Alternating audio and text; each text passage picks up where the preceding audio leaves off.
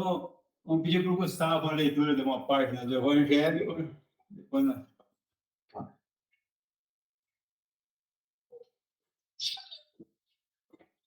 A ingratidão dos filhos e os laços de família. A ingratidão é um dos frutos mais imediatos do egoísmo. Revolta sempre os corações honestos, mas a dos filhos com relação aos pais tem um caráter ainda mais odioso. É sob esse ponto de vista, especialmente, que vamos encará-la para analisar-lhe as causas e os efeitos. Aqui, como por toda parte, o Espiritismo veio lançar a luz sobre um dos problemas do coração humano. Quando o espírito deixa a Terra, carrega consigo as paixões ou as virtudes inerentes à sua natureza e vai para o espaço se aperfeiçoar ou ficar estacionário, até que queira ver a luz. Alguns, pois, partiram carregando consigo ódios poderosos e desejos de vingança, insatisfeitos. Mas a alguns destes, mais avançados que outros, é permitido entrever algo da verdade. Eles reconhecem os funestos efeitos de suas paixões e então tomam boas resoluções. Compreendem que para ir a Deus não há senão uma senha: caridade. Ora, não há caridade sem esquecimento de ultrajes e de injúrias. Não há caridade com ódios no coração e sem perdão. Então, por um esforço inaudito, olham aqueles que detestaram a terra, mas, ante essa visão, sua animosidade desperta. Revoltam-se com a ideia de perdoar e, mais ainda, com a de se abdicarem de si mesmos. Sobretudo, a de amarem aqueles que, talvez, destruíram-lhe a fortuna, a honra, a família. Entretanto, o coração desses infortunados está abalado. Eles hesitam, vacilam, agitados por sentimentos contrários. Se a boa resolução vence, pedem a Deus, imploram aos bons espíritos que lhes deem forças no momento mais decisivo da prova. Então, estamos já nessa sintonia, de harmonia com a espiritualidade. Pedimos a Vanessa, se pode fazer a prece de abertura do nosso encontro? Oi, eu estou no celular, não tem problema? Que eu estou meia aqui enrolada aqui em casa. Não, nós estamos ouvindo bem, mas depende de ti, o que tu faz. Tá, deixa eu só... eu acho que não, tio, porque eu não tô na sintonia, eu acho que eu tenho que estar vibrando. Eu estou atrapalhada aqui, fazendo coisa na casa aqui. Aí eu liguei para escutando você. Jaqueline, Porto Alegre, pode ser?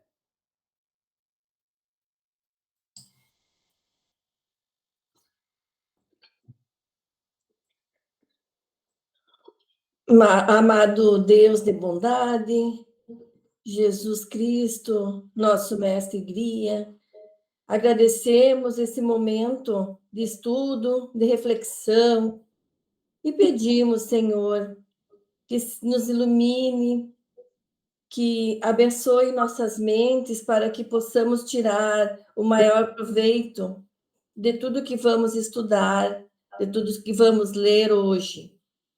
Pedimos também, Pai, que proteja os nossos colegas que hoje não estão presentes, que abençoe o nosso domingo para que tenhamos paz, tenhamos saúde e possamos aproveitar bem a semana que também hoje se inicia. Com essa prece, eu peço a permissão da espiritualidade amiga para iniciarmos os nossos estudos de hoje. Que assim seja. Assim seja. Bom, sejam todos bem-vindos. E nós vamos continuar no item 100, que nós começamos no domingo passado. A gente leu, começou o comentário e o tempo foi muito curto. Primeiro, eu quero perguntar para o Wilson. Tu já vi que tem material, tem tudo ali. Tu consegue fazer a tua explanação em meia hora? Acho que sim. Então hoje ter deixado para o fim nas outras vezes, então hoje tu tem meia hora para apresentar, e depois nós vamos passar para o pessoal daí. Eu não vou pegar todo o tema, porque ele é bastante grande, eu vou me ater mais às manifestações. Essa pergunta porque eu sei que... Nós vemos aqui no item 6, né, diz assim, das manifestações espíritas, as mais interessantes, sem contestação possível, são aquelas por meio das quais os espíritos se tornam visíveis. Porque é o que mais acontece. As demais acontecem também, mas com menor frequência. E são geralmente inesperadas. Então as pessoas, geralmente, quando nós comentamos no último encontro, se assustam. Mesmo pessoas do meio espírita se assustam. Tem gente que se assusta com o encarnado dentro de casa, porque acha que é um espírito que apareceu do nada. Mas como assim? Dentro de casa, né? Então não... É uma coisa que chama mais a atenção mesmo das pessoas. E aí, Kardec pergunta, podem os espíritos tornar-se visíveis? E aí a resposta é podem. Mas geralmente essa visibilidade deles acontece durante o sono, não durante a vigília, embora também aconteça. Entretanto, algumas pessoas os veem quando acordadas, que são esses casos mais raros que eu acabei de mencionar. Porque ele diz assim, porém, isso é mais raro. Mais raro. E depois ele pergunta, a todos os espíritos é dado manifestar-se visivelmente? Resposta, todos o podem, mas nem sempre têm permissão para fazê-lo ou o querem. Aqui tem duas condições. O espírito tem permissão para se manifestar? Ele quer se manifestar? Alguns até querem, mas não têm permissão. Quem são estes? São aqueles que geralmente querem perturbar a família, querem realizar um ato de vingança, querem simplesmente se divertir às custas do susto que dão nas pessoas, das perturbações que provocam, dos enganos que promovem. Eu conheço vários relatos de pessoas, nem foi uma questão de aparição mesmo, de manifestação mediúnica, de espíritos que induziam a tomar atitudes que, em vez de beneficiar a família, só prejudicava. Tais como mudanças para outras cidades, onde diziam que a vida seria melhor, e depois se constatava que a vida era mais difícil naquele local em que se encontravam. E muitos espíritos aparecem e... Eu conheço um caso de uma jovem em Passo Fundo, ele não aparecia, ela ouvia o espírito. Ela tem imagino que ainda tem, porque ninguém perde a mediunidade, é muito forte, mas sem uma devida educação, porque o espírito vinha, contava piada, fazia graça, e ela ria sozinha. Então, quem vê uma pessoa assim na rua diz que é um demente mental. Mas, então, esses espíritos, às vezes, têm permissão para aparecer, para falar e para provocar certos fenômenos devido a um vínculo existente entre eles e a pessoa que é atacada. O principal vínculo é a culpa que a pessoa carrega em si, porque ela, no passado, geralmente fez algum mal para aquele espírito. E hoje ela se culpa, e por esse processo de culpa ela permite um acoplamento das vibrações do vingador com ela, porque o espírito se acha no direito de fazer justiça com as próprias mãos, e nesse caso é um processo educativo para ambos. Então Deus, na verdade, Deus não interfere em nada, ele estabelece leis que são imutáveis e permanentes, se são imutáveis, são permanentes, né, e justas. E a pessoa pode perguntar, mas por que aquela pessoa é tão infeliz, vive perturbada, as pessoas dizem assombrações, vivem vendo assombrações, porque ela está nesse estado, ela precisa ser orientada de que ela tem que mudar o seu padrão vibracional. De que forma? Não existe um processo mágico, existe exercício. A pessoa, no primeiro momento, vai ter que ser socorrida com preces de terceiros, por um atendimento mediúnico numa casa organizada, né? E se não for espírita, através das orações do pessoal da sua igreja, seja ela protestante ou católica, ou de outras orientações quaisquer. Mas é preciso esse socorro espiritual e o tratamento médico, porque esse tipo de perturbação acaba desarranjando o próprio cérebro. Às vezes falta algum elemento, como o lítio, por exemplo, que é muito comum faltar nesses casos, e que precisa ser suplementado. E daí fazer os dois tratamentos. E, acima de tudo, a evangelização da pessoa. Ela tem que tirar do seu íntimo aquela ideia de que é um ser desgraçado. Mesmo que ela não tenha consciência plena dos seus erros, ela carrega em si a culpa. Todos nós, em algum nível, carregamos esse complexo de culpa. E muitas vezes até é trazido para nós pelas pregações equivocadas dentro do movimento cristão. É preciso entender que Deus não pune ninguém, somos nós que punimos. Por isso Jesus disse assim: não julgueis para não serdes julgados. Na mesma medida em que julgardes, sereis julgados. E a pessoa ouve isso e pensa: então Deus vai ser severo comigo se eu for severo com o meu semelhante? Não, porque é o mesmo juízo que julga o semelhante é o meu. O mesmo critério que eu uso para julgar ele, eu vou acabar julgando, mesmo que não queira, a mim próprio. E eu preciso mudar isso. Primeiro, não deixar de julgar o semelhante. O Evangelho segundo o Espiritismo nos recomenda, né, a não julgar, mas tem uma questão lá que diz assim que quando nós nos depararmos, com outras palavras, mas a ideia é essa, com o erro de alguém, procurar essa pessoa em particular e falar com ela. Expor a ela o equívoco que está incorrendo e orientá-la para que haja melhor. Se ela não quiser, aí é o problema dela. E se o problema afetar apenas a ela e a mais ninguém, nos reservemos ao silêncio, não fazendo fofoca. Porque a pior coisa é fofoca. Agora, se o ato dela prejudicar a sociedade, aí temos que tornar público. É obrigação nossa.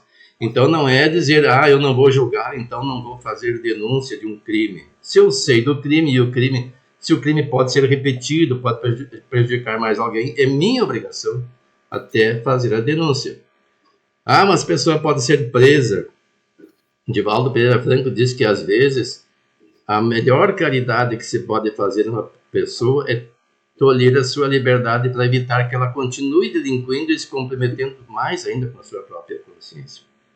E de nossa parte, quando nós fazemos um juízo equivocado em relação ao próximo, nós também, no sentido de sermos vingadores, cobradores, como esses espíritos, poderemos mais tarde desenvolver esse complexo de culpa, que nos coloca em sintonia com aquele que se julgou vítima nossa, e talvez tenha até sido, e geralmente é, e Deus permite que nesse conúbio, nessa simbiose, nós vivamos em perturbação. Um encarnado e o outro desencarnado. Porque aquele que procura vingança, ele não é feliz. Ele se ilude achando que atingindo o seu objetivo vai encontrar paz. Ele nunca vai encontrar paz.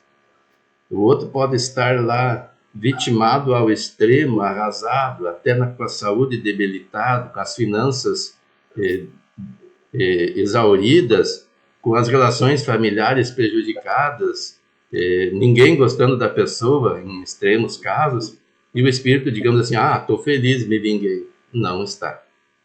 Ele vai se sentir um desgraçado. Em primeiro lugar, se a causa for um crime contra alguém da família, por exemplo, um assassinato, esse espírito que procura vingança não vai estar próximo do ente querido, pela questão vibracional. Vai ficar distante enquanto assim se permanecer. Então é preciso aplicar o Evangelho nessas situações para que ambos, o obsessor e o obsediado, reformem o seu modo de vida. É claro que, às vezes, o obsediado, claro não, mas acontece que às vezes se consegue afastar um obsessor, mas o obsediado não muda o seu padrão vibracional. Por isso Jesus disse assim, que quando na Bíblia está expulsa do espírito, né, ele vai e vagueia por algum tempo e depois retorna, encontra a casa arejada, limpa, e retorna com mais 7. Ou seja, a pessoa está com saúde mental de novo, mas não está protegida, porque ela não mudou o padrão vibracional. Ela ainda dá guarida a esse tipo de pensamento, esse tipo de emoção, que faz com que outros espíritos se aproveitem e se aproximem. Eu estava pesquisando aqui a respeito da permissão de aparição, e aí encontrei lá em Missionários da Luz. Vou compartilhar com vocês aqui. O texto é longo, então eu peguei alguns tópicos só. Eu estou vendo aqui que nós estamos com, acho que é 30 perguntas, não são? Eu vou ficar só nessa aqui, ó. Deu 10 minutos, viu? Está na primeira ainda. Então tá, é verdade. Você me corta aí se eu continuar. Vocês estão vendo aí, né? Esse aqui é Missionário da Luz. É aquela história que eu sempre falo, quando tenho oportunidade, de um homem que em via pública cometeu suicídio de uma forma que aparentasse ele ter sido assaltado e vítima de um assalto. E a viúva não se conformava, queria saber como é que as coisas aconteciam. E daí, num primeiro momento, ela orava, pedia a Deus, a Jesus, que ela tivesse esse esclarecimento. E André Luiz, daí ficou sabendo disso, pelas suas pesquisas, do seu trabalho, e viu como é que estava tão terrível o ambiente de casa, e ele diz assim, ó: desejei fazer-me visível aos companheiros encarnados sem luz, que se movimentavam no recinto de maneira a palestrar com eles, sondando-lhes as experiências. Mas Alexandre, que o orientava, dissuadiu-me. Seria perder tempo, disse. E se você deseja beneficiá-los, venha até aqui noutra oportunidade, porque as cristalizações mentais de muitos anos não se desfazem com esclarecimentos verbais de um dia. No momento, nosso objetivo é diverso. Precisamos obter informações sobre Raul. Raul era o espírito que se suicidara. Além disso, se nos valêssemos da hora, a fim de ouvir nossos irmãos desencarnados presentes, verificaríamos de pronto que eles poderiam apenas relacionar dolorosas lamentações sem proveito construtivo. Então a gente vê por aí a sabedoria de um espírito como esse que orientava André Luiz. Nós não temos noção do que é preciso de sabedoria para saber se é viável ou não, se é viável, se é útil ou não. Porque aqui o objetivo não era perturbar. André Luiz objetivava orientar a família. Mas daí vem essas orientações que não era apropriado. E daí, porque o quê? Precisamos obter informações sobre Raul. O que ele ia dizer sobre Raul? Ele não sabia. E nós, em nossas orações, muitas vezes achamos que as coisas acontecem automaticamente. A gente acha porque são espíritos, eles sabem tudo, podem tudo. E nessa obra demonstra que não. Eles vão fazer uma pesquisa. Não existe automatismo. Vamos evocar o espírito que ele vai se manifestar. Nós vamos ver mais adiante aqui o que acontece. Vamos ver, eu anotei as páginas para não ficar... Vai a página 133 agora, que é mais fácil pular do que ir rodando. 133. Mais adiante. Aqui foi quando eles encontraram finalmente o Raul. Ele estava sob o... Não é nem comando, sob o jugo de espíritos inferiores ao extremo que estavam no matadouro. Eles pegavam e se alimentavam das energias dos animais abatidos. E André Luiz se assustou. O que é isso? Os espíritos pulam no sangue dos animais abatidos? Ficou estarrecido, né? E aí vem uma administração do orientador dele. Por que também a sensação de pavor, meu amigo? Saia de si mesmo, quebre a concha da interpretação pessoal e venha para o campo largo da justificação. Não visitamos nós na esfera da crosta os açougues mais diversos? Lembro-me de que em meu antigo lar terrestre havia sempre grande contentamento familiar pela matança dos porcos.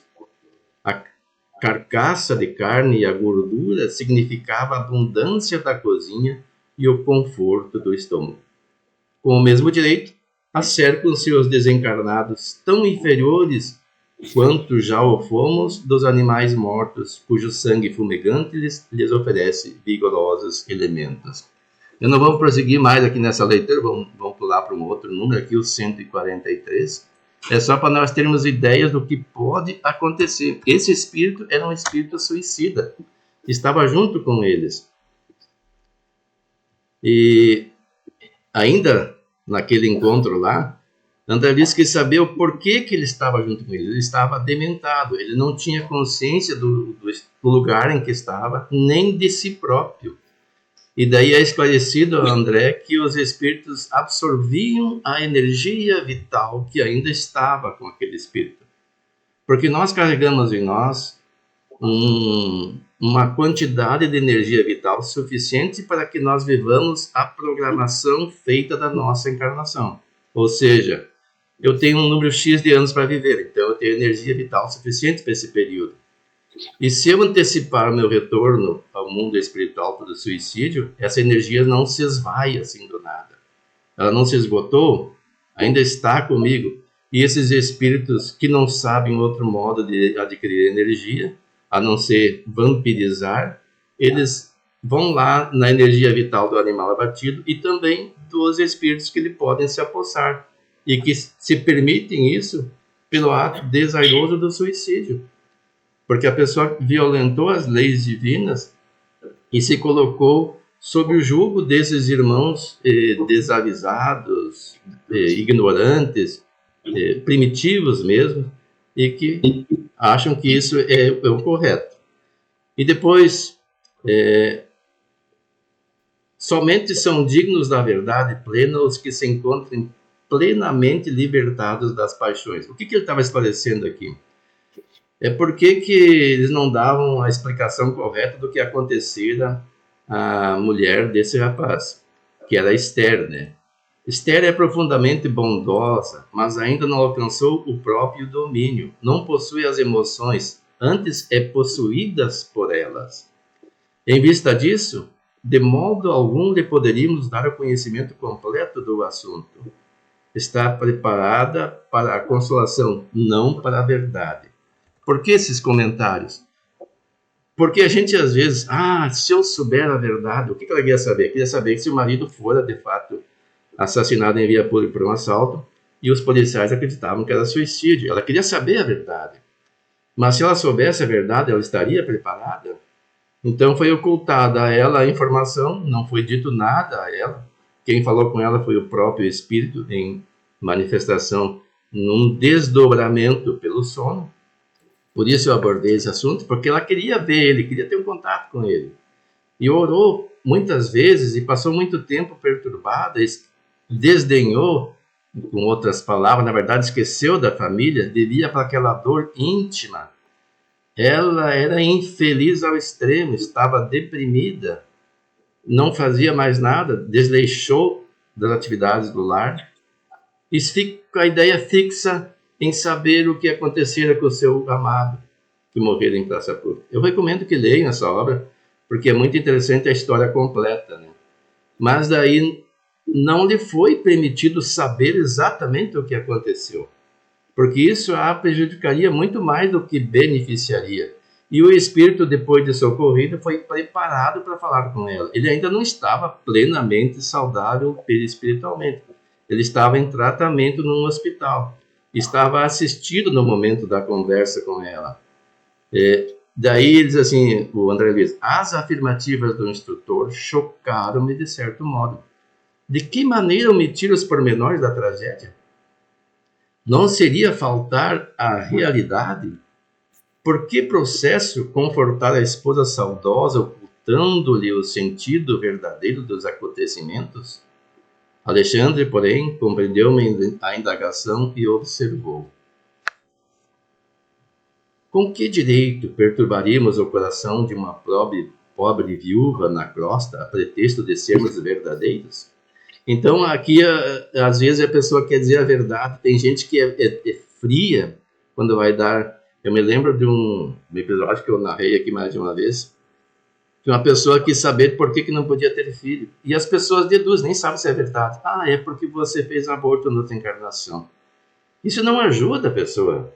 A pessoa ficou pior ainda. Ela parou de frequentar o centro espírita por orientação da família quando soube do acontecido. Isso foi numa cidade perto de Lajeado, não foi aqui. Mas aí é que está, né? Com que grau de informação ou com que nível, nós podemos dizer assim, não é a palavra adequada, mas a informação à pessoa. Eu quero ser verdadeiro, vou dizer tudo. Para começar, eu não sei. Nesse caso, eles sabiam. E mesmo sabendo, ainda assim dosaram. Aí vamos ver aqui na página 148, que é o conto, que é a minha última intervenção aqui.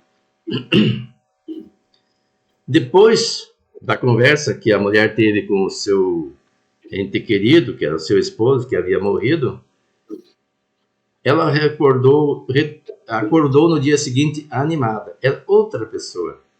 Voltou a cuidar dos afazeres domésticos, estava com um novo brilho no olhar, lembrou-se dos filhos que ela negligenciaram nos cuidados, e daí André Luiz narra o seguinte: no dia seguinte, voltei ao lar modesto, justamente por ocasião do almoço familiar.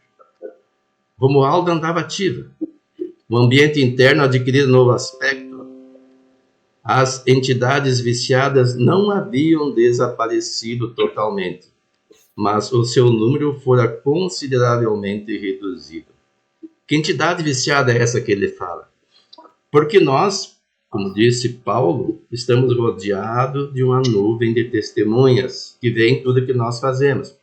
E nesse caso em particular, as entidades viciadas é aquelas que ainda compartilhavam das refeições da família. A família estava fazendo as refeições e eles próximos, por questão vibracional, compartilhando das energias por perispírito a perispírito, né, sentindo as sensações de quem se alimenta.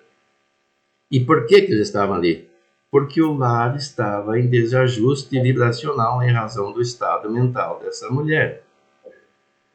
Porque ela estava com a ideia fixa em saber a notícia, como eu já falei aqui, da causa da morte do seu marido, e não descansava em razão disso. Se esquecer que a vida continua, nós não somos responsáveis pelos atos dos nossos companheiros de jornada. A não ser que nós façamos alguma coisa para que eles cometam um desatino desse, aí seremos corresponsáveis. Mas geralmente não somos responsáveis.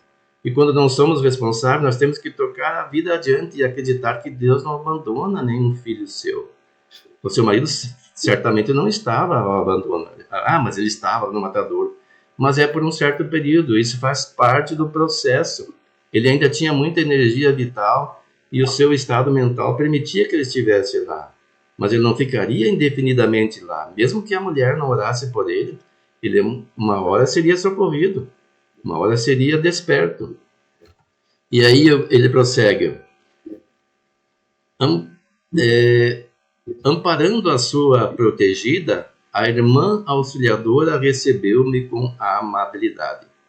Notificou-me que a viúva amanhecera muito melhor e que ela, Romualda, fizera o possível por manter-lhe a recordação plena do sono. Aqui é outro detalhe, porque nós, às vezes, dizemos que não sonhamos. Nós, na verdade, esquecemos o que vivenciamos no sono físico. E nesse caso aqui, ela fazia esforço para que essa mulher lembrasse, né? Como era natural, a pobrezinha não poderia lembrar-se de todas as minúcias. Nós geralmente não lembramos dos detalhes. Entretanto, fixar as impressões culminantes, suscetíveis de acordar-lhe a divina esperança e restaurar-lhe o bom ânimo. Recomendou-me verificar por mim mesmo o efeito maravilhoso da providência. Então aí está um fato em que e André Luiz nos narra, de um bom resultado, de uma visualização de um espírito pela assistência dos espíritos superiores, esse espírito adredemente preparado, porque não basta nós querermos, por exemplo, eu quero ver fulano, eu não sei em que estado ele está, eu não sei o seu estado de consciência, ele pode estar bastante perturbado e me perturbar se eu ouvir. Então, o que eu devo fazer? Eu devo orar a Deus que o auxilie através dos seus prepostos, que lhe dê assistência, que lhe oriente, que leve a ele a informação de que ele é amado, que há pessoas que se importam por ele, que ele não está esquecido e que ele confie em Deus e fazer oração por essa pessoa. Aí é o melhor caminho, e se nós nunca ouvirmos enquanto estivermos encarnados, nos desdobramentos, quando for possível, assim como essa mulher, nós poderemos vê-lo, ou quando nós desencarnarmos, e ele se encontrar em condições de conviver conosco. Porque também, eu vou desencarnar e vou ver meu parente, não sei qual é o padrão vibracional dele, qual é o meu padrão vibracional. No mundo espiritual, as pessoas se unem por vibração. As pessoas mais ou menos equilibradas estão junto, as perturbadas estão no outro ambiente e as mais elevadas num mais elevado, e assim por diante. Então, nem sempre nós poderemos conviver, mas poderemos auxiliar através da oração, porque a oração o que é? É um chamado de intercessão. Aqui na Terra, quando eu sei de alguém que está precisando de ajuda, eu não sou capaz de ajudar diretamente, eu procuro as autoridades competentes. No plano espiritual é a mesma forma. Eu não posso ir lá ajudar pessoalmente, então eu oro e com esse pedido que eu faço, através do meu guia espiritual e também do guia espiritual daquela pessoa, as providências são solucionadas, são providências, são feitas, aliás. E eu encerro a minha intervenção por aqui, já passei do tempo. Não passou não, está dentro do previsto. Alguém mais agora surgiu alguma pergunta, alguma dúvida, ou algo de importante que queira dividir? Os presentes no virtual como nos presenciais aqui. Eu, particularmente, enquanto converso até que durante a semana eu não li isso aqui. Fui ler agora de manhã, antes de vir de novo, e me dei conta que talvez eu fosse contribuir melhor se eu tivesse feito uma leitura melhor durante a semana, porque tem vários pontos, né, nesse item, né? Ao mesmo tempo, são várias perguntas que também vão nos elucidando, né, sobre essa questão das manifestações visuais, e me chama a atenção na explicação dos espíritos, realmente o propósito de Deus para todos, porque ele permite tanto os bons espíritos, como até foi no caso que o seu Wilson explanou para a gente, vai ter um objetivo, mas ao mesmo tempo ele também permite que espíritos inferiores possam se manifestar, né? E aí ele explica ali também justamente essa questão de que é dado a esses espíritos, mas eles vão causar perturbação em quem tá vendo, mas o fim vai ser permitido quando o fim for útil, na verdade. Ao mesmo tempo, a gente vê que não existe nada de sobrenatural, não existe milagre. O que existe são leis da natureza que a gente não compreende ainda, né? Eu pensava agora, enquanto a gente, antes de vir, enquanto eu estava vindo, justamente nessa situação.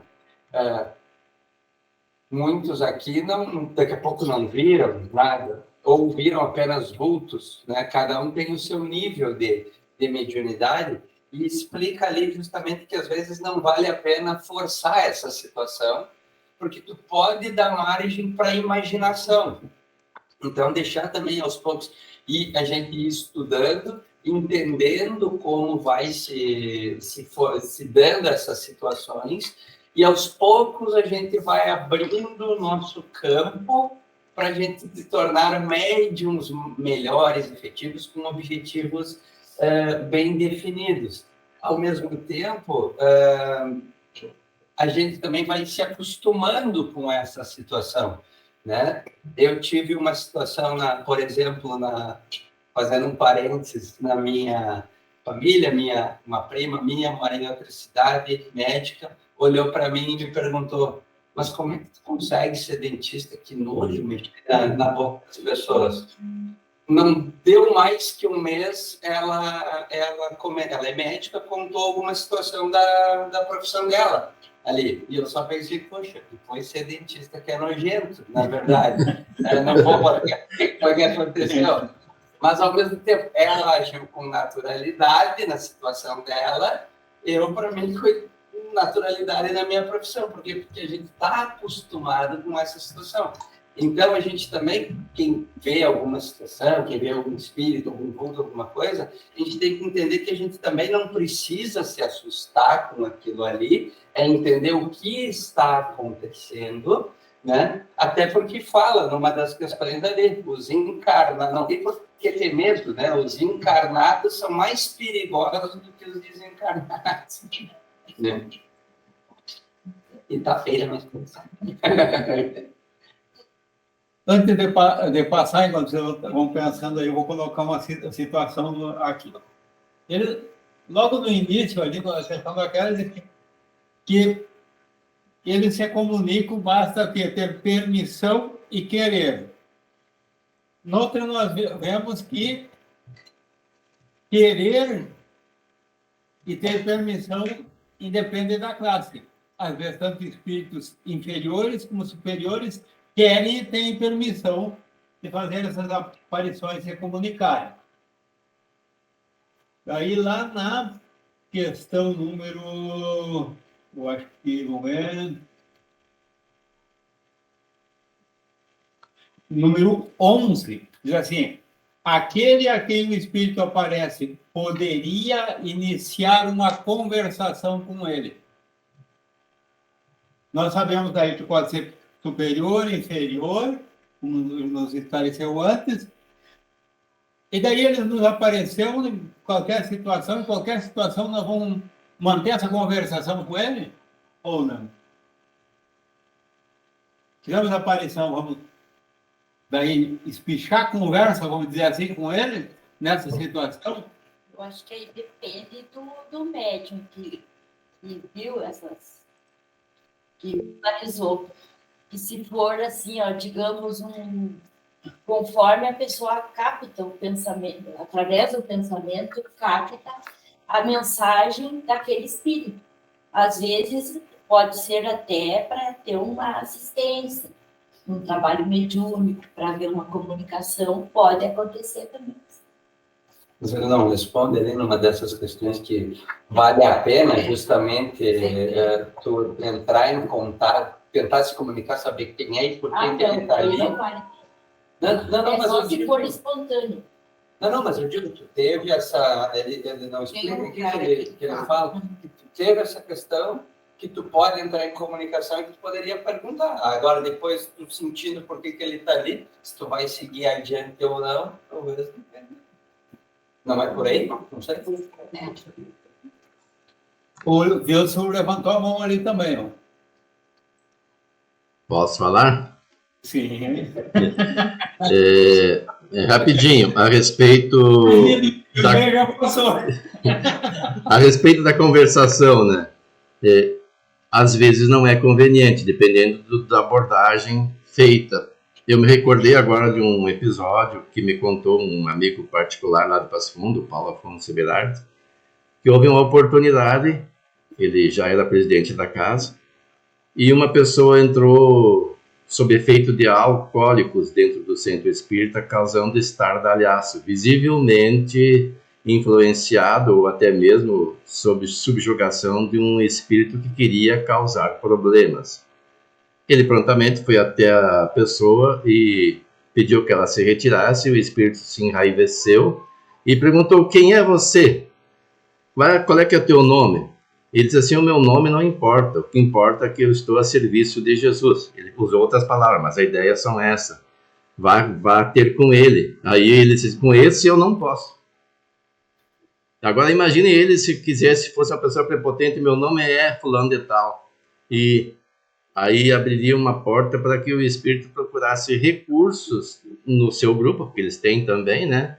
De atacá-lo pessoalmente.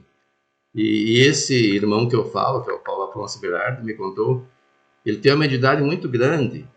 Inclusive, ele foi solicitado por um espírito que coordenava um grupo de espíritos que objetivavam reencarnar e queriam saber como é que era a reencarnação, se ele permitia que eles o acompanhassem diariamente.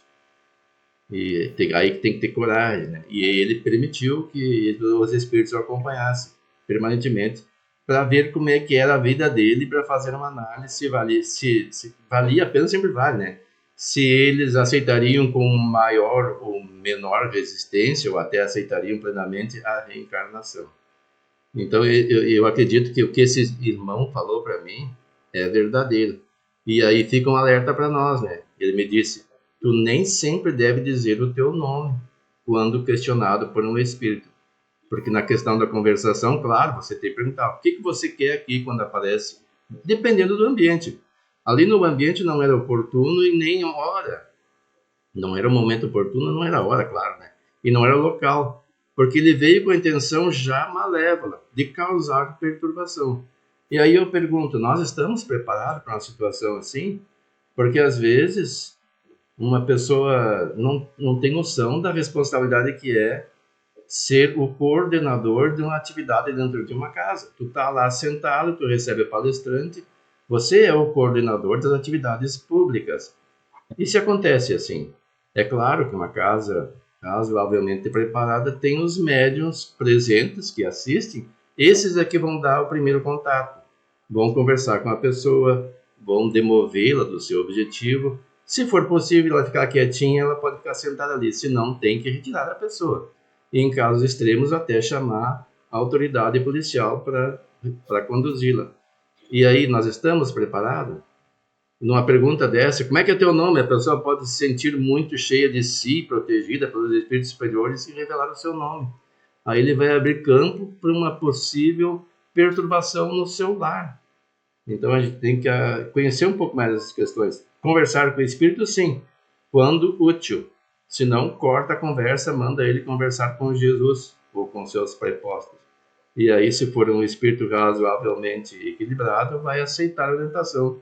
Se não, ele vai ficar revoltado, mas vai ficar impedido de nos perturbar e continuar com esse processo. Isso quando o vivente não sobe no salto e diz, eu sou o presidente. Aí sim, né? Uma outra colocação?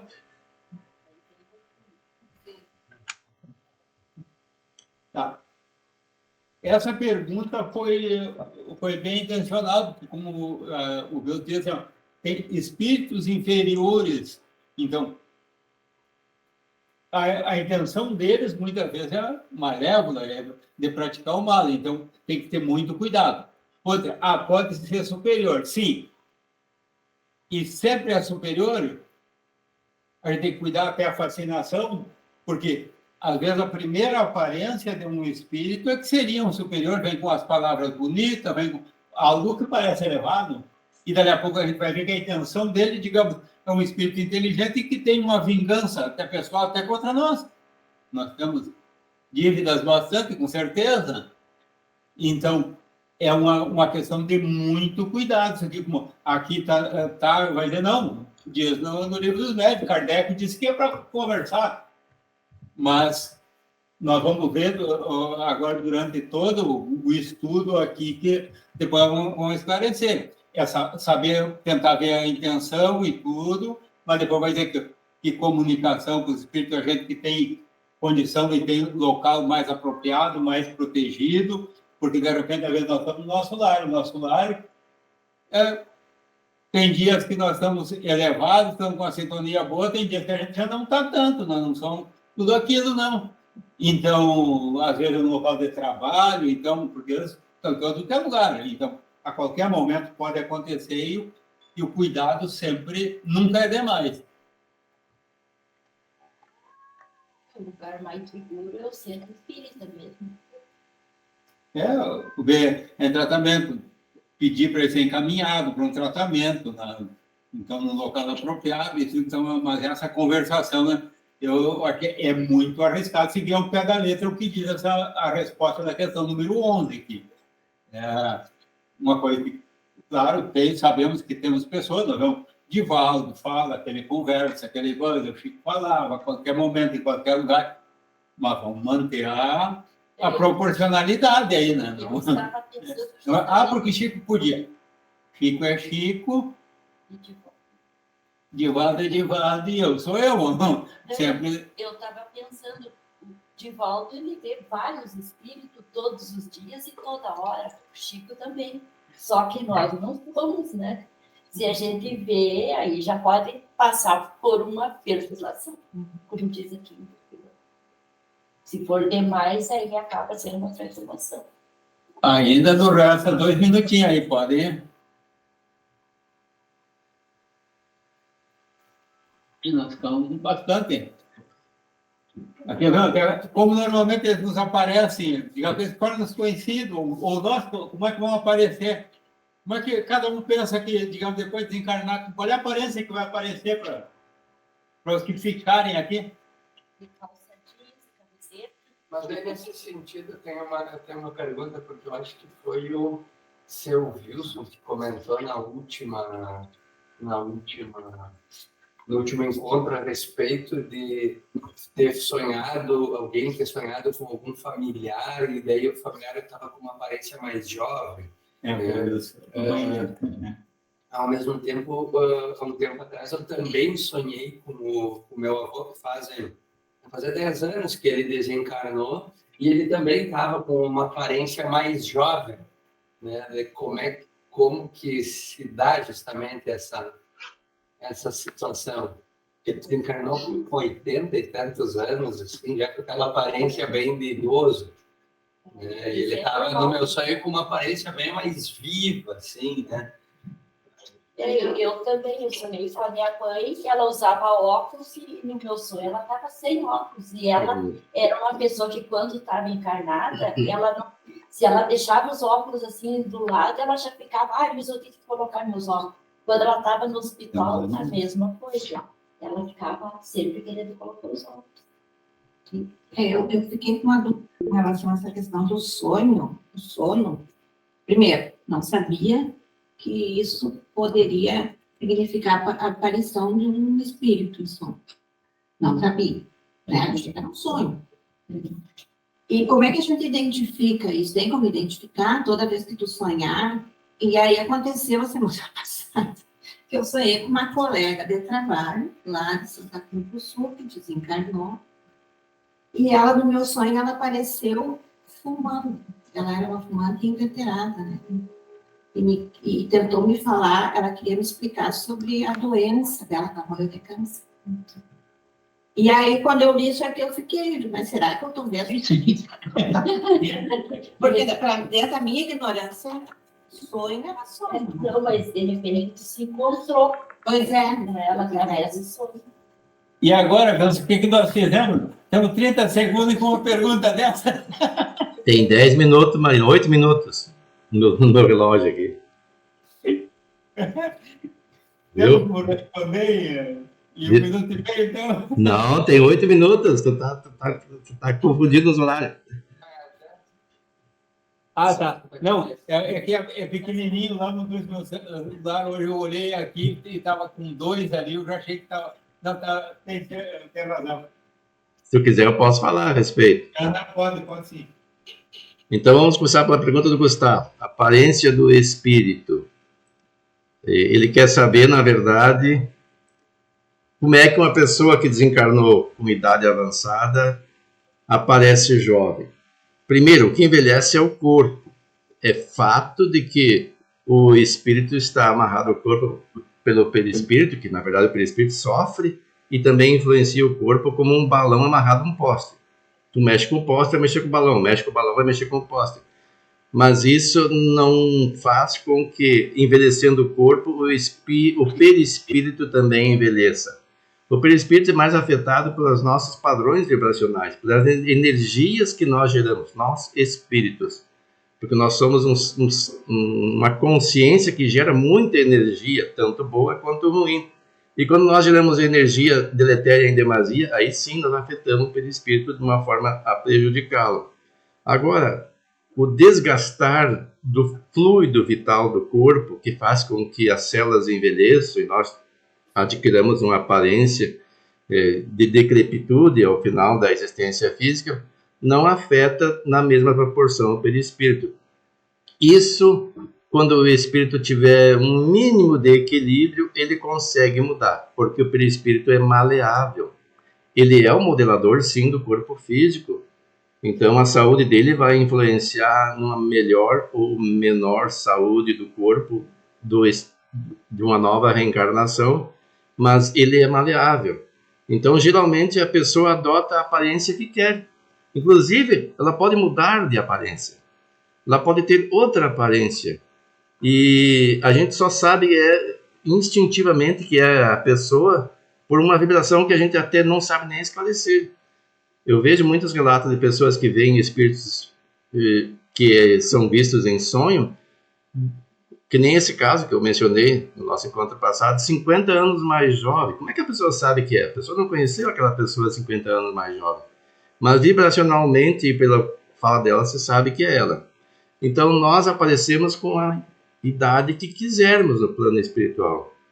Uma pessoa que se tornou notória com idade avançada, como Bezerra de Menezes, prefere se manifestar como uma pessoa com idade avançada, que foi respeitada e tem uma imagem respeitável de um ancião, mas com aparência de bondade. Já outros preferem manter a aparência jovem. A Silane falou que a mãe usava óculos. É a mesma coisa.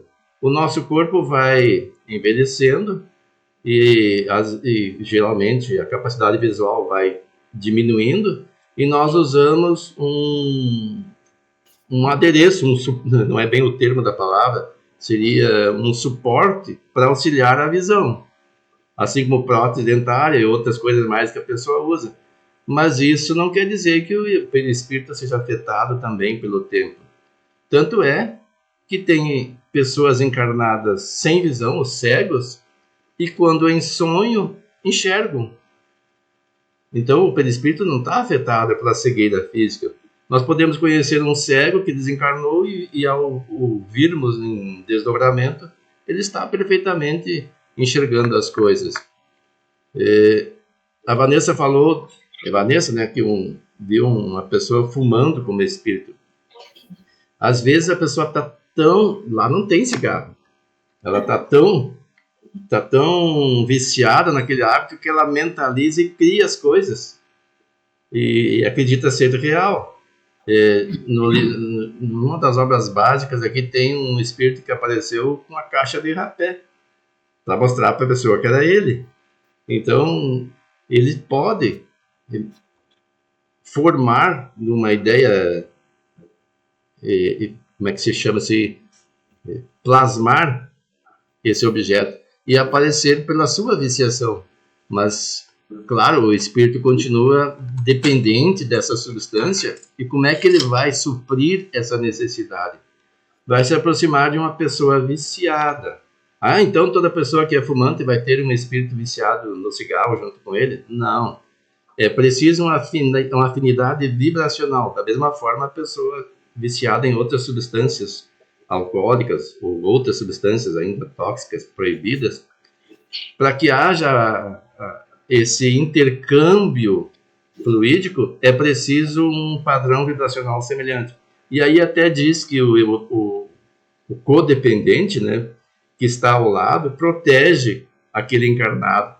Porque como é que às vezes a gente olha uma pessoa bêbada e não morre tão facilmente em acidente, porque o outro está interessado em manter aquele copo vivo, copo entre aspas, né? Porque se ele perder aquele companheiro de bebida, ele vai ter muita dificuldade de encontrar o outro no mesmo padrão vibracional dele. Ah, mas a pessoa é viciada, não tem o mesmo padrão vibracional de todos os viciados? Não, porque o vício é uma coisa, a moral da pessoa é outra coisa. Tem pessoas boas, de coração ótimo, e são viciadas. E tem pessoas perversas que não são. Então, é preciso uma aproximação mais ampla desses padrões vibracionais, do vício e também da moral do espírito, entre outras coisas. Então, não é tão simples assim. Mas, então, esse fato do espírito aparecer fumando é uma mentalização dele. Eles não têm cigarro lá para fumar. Então, se eles têm essa dependência, eles vão ter que se aproximar de alguém viciado no tabagismo aqui na Terra. Talvez uma maneira dela identificar ela, né? Porque eu não fumo, né? Sim. Aqui eu tiro uma base assim, ó, que normalmente o espírito aparece como? Como ele é conhecido, ou como ele se sentia bem, ou como ele se enxerga, como ele está se enxergando. Então, aquele que nem se deu conta que desencarnou, que ele está pensando que está vivo, ele está se sentindo com o corpo exatamente de quando ele era encarnado. Normalmente ele vai aparecer quando aparece, exatamente como quando ele...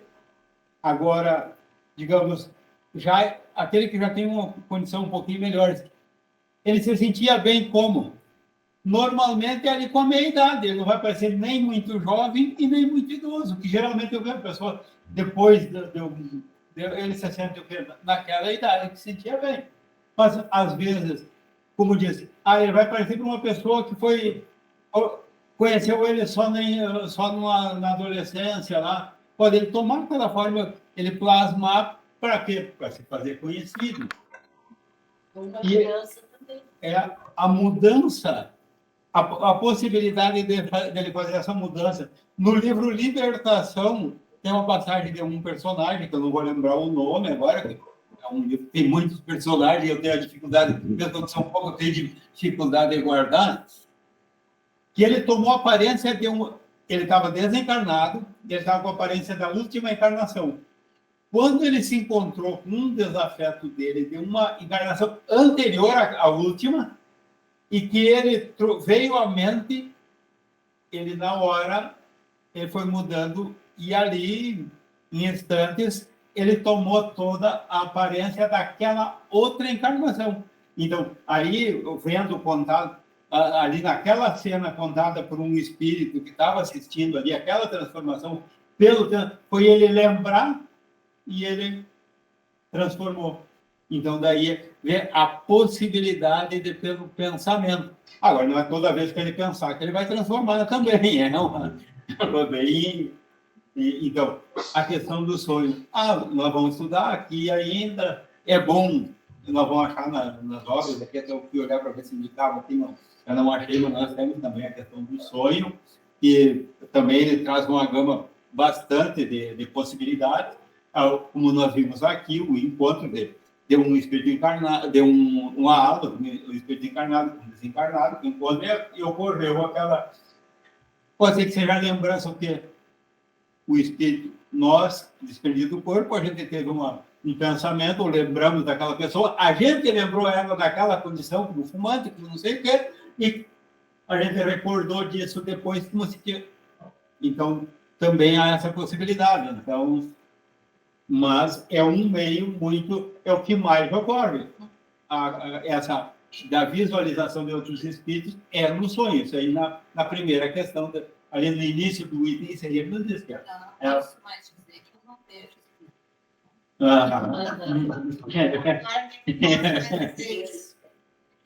E pode plasmar também a fisionomia diferente da atual, da última encarnação, até mesmo para não ser reconhecido também, né? Às vezes, algum ódio, alguma coisa. Também. Bom, pessoal, agora sim, eu acho que vou conferir aqui se eu não estou enganado de novo, não terminar. Então, e assim, eu coloquei ali as questões resumidas ali, num resumo ali no grupo, ali, quem puder dar uma olhadinha ali, ou voltar a estudar, porque nós estamos que é um assunto que não se esgota, mas nós vamos ter que passar adiante no próximo, para 101 em diante aqui, mas aí o esforço de cada um também é muito importante de tirar um tempinho, analisar bem procurar nas outras partes, né? Como a questão de sonho, depois a gente se interar melhor. Mas a 101, acho que é mais ou menos a continuação da... E ainda segue mais ou menos o mesmo padrão. Bom, agora vamos pedir então para Sirlene faz a prece de encerramento para nós e nos demais acompanhamos. Que abriu o microfone e depois.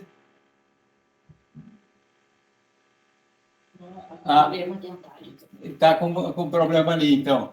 Vamos ver. Lucas, estava muito quieto hoje. Tá certo, então vamos trabalhar.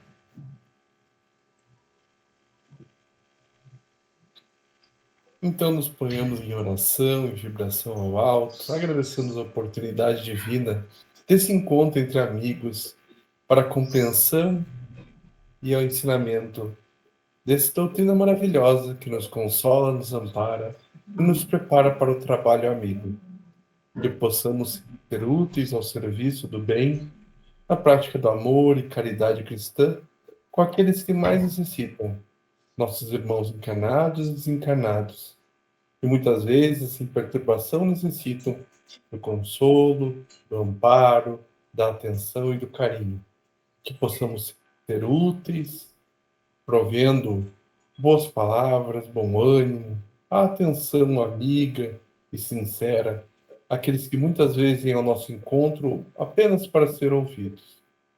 Então, que possamos ser atentos àqueles necessitados, possamos auxiliá-los dia e noite, diante da necessidade, da prática do bem e da transformação moral de cada um de nós. Então, obrigado, Jesus, pelo teu exemplo, pelo teu amor, pela tua ajuda a todos nós, que possamos ser espelhos refletivos da luz do teu amor para com a humanidade, hoje e sempre, e que assim seja. Então, obrigado pela presença de todos e até o próximo domingo. Uma boa semana a todos. Pessoal, Tchau. Tchau. Vamos ver se vai gravar.